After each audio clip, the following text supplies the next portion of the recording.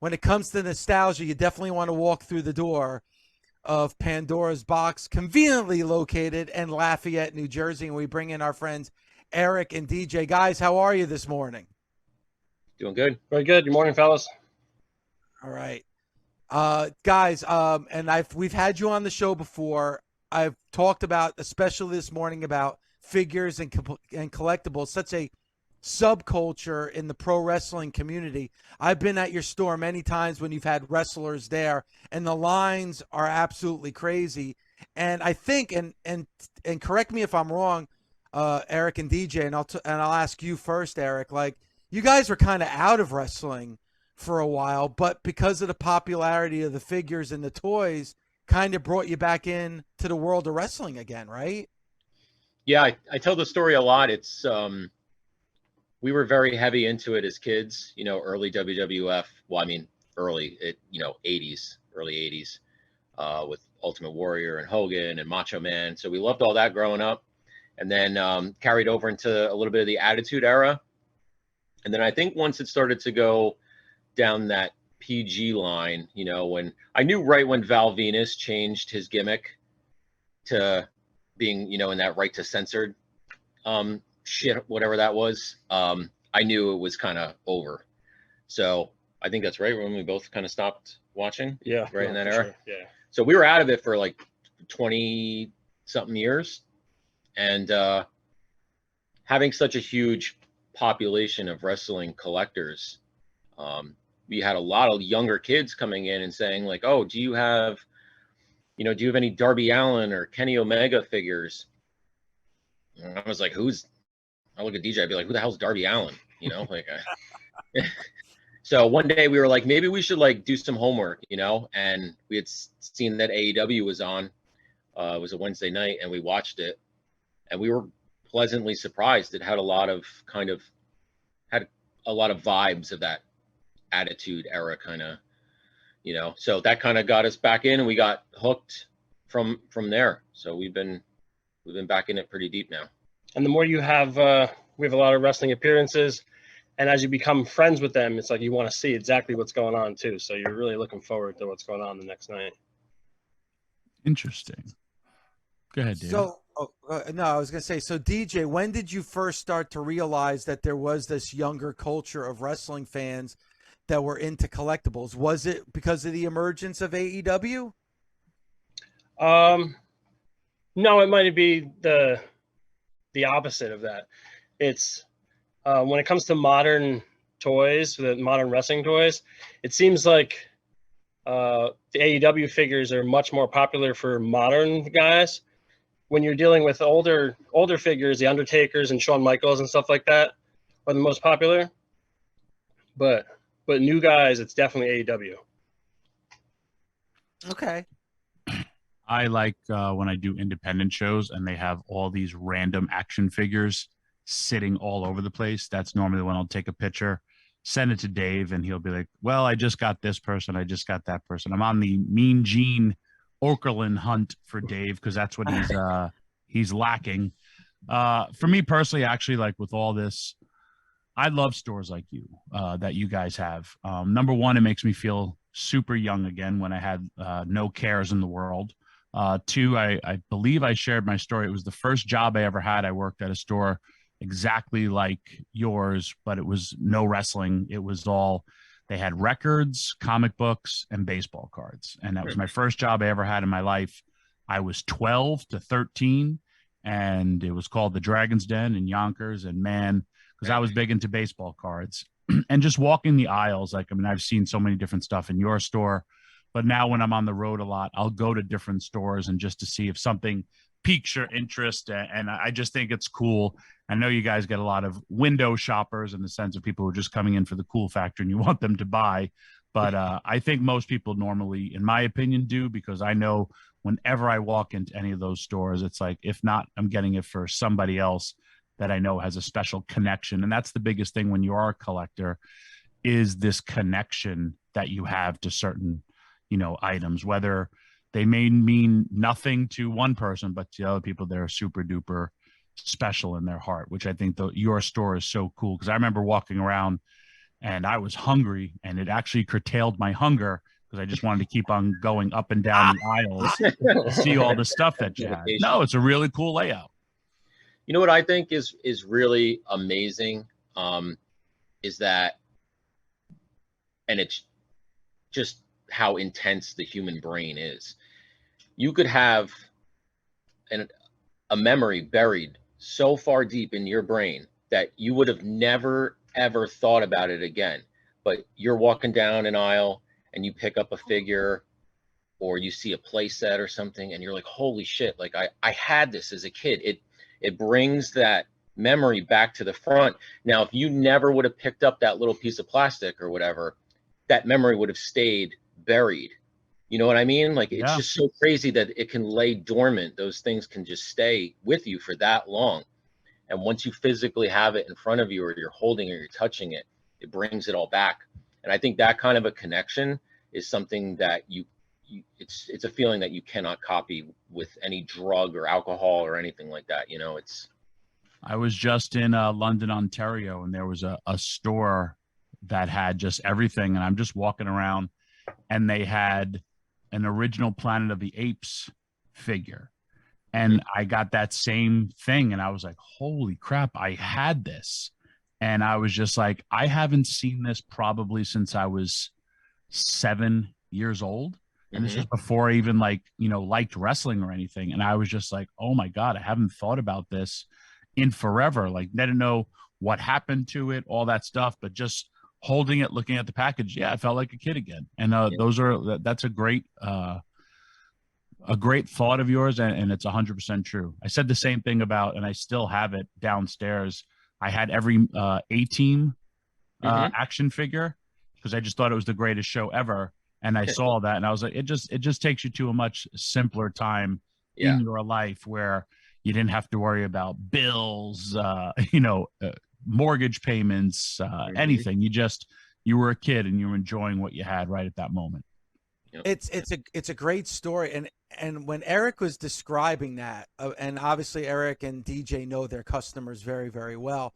Erik, as we're talking to Erik this morning, Erik's wearing a Malachi Black t-shirt because Malachi Black was a guest there just about a month or so ago at Pandora's Box. Again, we're talking to Erik and DJ from Pandora's Box, which is located in Lafayette, New Jersey. You definitely want to check this store out.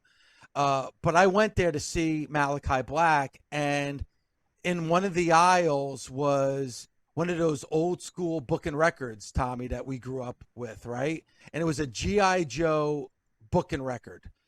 And oh my God, like it almost knocked me off my feet. I almost got I got teary-eyed because I seriously haven't thought of that book and record, haven't seen that book and record since I was like 6 or 7 years old. And it just brought me all of a sudden all these memories. And again, like Erik said it, and it was so true. I probably never would have thought about that book and record ever again in my life.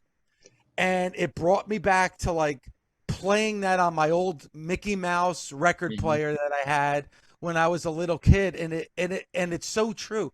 That rush of adrenaline that went through my body, he's right. No drug or alcohol or anything could ever, give you that feeling. And I'm sure if a lot of our listeners right now went to Pandora's Box and just walked the aisles of this, because the store is huge, just walk the aisles of that store, I guarantee you they would get that same rush of adrenaline. What did you guys collect when you were, or do you guys still collect like for your own personal collection? Yeah, we collect very heavily. Well, what's your there's two of you. So what's like for me, man, it was wrestling magazines. Now it's weirdly it's pro football replica helmets that only could say Hall of Fame and baseballs that say Hall of Fame. Okay. So I have no storage space. Don't know why I did it. I got hooked on it. The mini helmets or the full size ones? No, full size helmets. Sometimes I put them on and I just headbutt people with them too. Dude, awesome. But that's a whole other story. Yeah, I like that. So I collect sealed stuff from the 80s and early 90s that I would have played with. So when it comes to wrestling, like Hasbro's and LJNs, and then like Thundercats, G.I. Joes, He-Man, Madballs, Battle Beasts. But I tend to do sealed because I like the box artwork and it displays very well, whether it's on the wall or the shelf. Nice. What And I about do a you, lot Eric? of. I like horror. I'm a big horror fan. Mhm. So a lot of the old Remco, Universal Monster stuff. I'm very big on the old Migos, the Wolfman, Mummy, Creature from the Black Lagoon is my all-time favorite. And then some Ninja Turtles. I mean, I have so much. It's hard to really narrow it down. GI Joe. I do a lot of wrestling too. A lot of Hasbro's, a lot of prototypes. I have a lot of prototypes of old wrestling stuff. But yeah. I was highly disappointed when I received my first ever Godzilla. Do you remember the original Godzilla? And the fire that they said shot out of his mouth was just a piece of plastic tongue. Oh, the Shogun. Oh, the Godzilla. Shogun, with the lever that sticks Yeah. his tongue out. That always it broke in 4 seconds. Yep. Little You just crazy snapped young it right Tommy off. Dreamer took his mom's scissors and cut that fire out because I felt disappointed with You're it. deceived. Yeah. That was a Yeah. big one of the action because I was a big Godzilla fan. I was like, man, this is going to be great. The package was massive. Mhm. And then it came out. I never understood the flying fist on him. Agreed. You know, like it didn't really make sense to me. It just had to go with the rest of the line because all the Shoguns shot their fist, I guess. So Yeah. they just threw it in there. Well, I guess they could also say because reptiles can grow part of their tails back and stuff. So Mhm. maybe that was the Godzilla. Don't know. That'll be a whole other dive. I love the fact that You didn't know I Eric had all this in me, David, huh? Dude, I did. It's all coming out. I love the fact that Eric said his favorite Universal movie was Creature from the Black Lagoon because that's been my take for forever. I hope I'm not speaking out of turn by saying that. Am I, Eric? No, of course not. Creature from the Black Lagoon. I mean, Julie Adams was like 50s hot, so I was a big fan of He was a Creature from smoke the show. Black Lagoon. Yeah. She was black and white hot, let me tell you. Yeah. Yeah. All right, so She showed her ankles in that one. so Yeah, go to belly button Pandora's action. box. Nostalgia. They have, like you talked about, old school records, old school T-shirts, even old school wrestling T-shirts, which are amazing. All the toys, all the vintage toys, the pro wrestling figures, a lot of memorabilia. And you talked about chasing that high of that feeling when you were a kid. So Erik and DJ, from your memory banks, what was the most somebody paid for one of the toys that you've had at your store? And what was it? Cardona? We've sold multiple pieces that are. Yeah, I'm just trying to think of $1,000s, something that's like. Matt Cardona bought a Millennium Falcon here that was sealed for a bunch of thousands, and then opened it up on the counter. What? Yeah. It was one of the most probably stressful moments, I think, for any of us. It was fun. Because he wanted the cleanest Millennium Falcon that he could get for his toy room. And no loose Millennium Falcon that you would find would ever be up to the standards. He didn't want the stickers applied. So I said to him, the only way that you're going to get that is by buying a sealed one and opening it.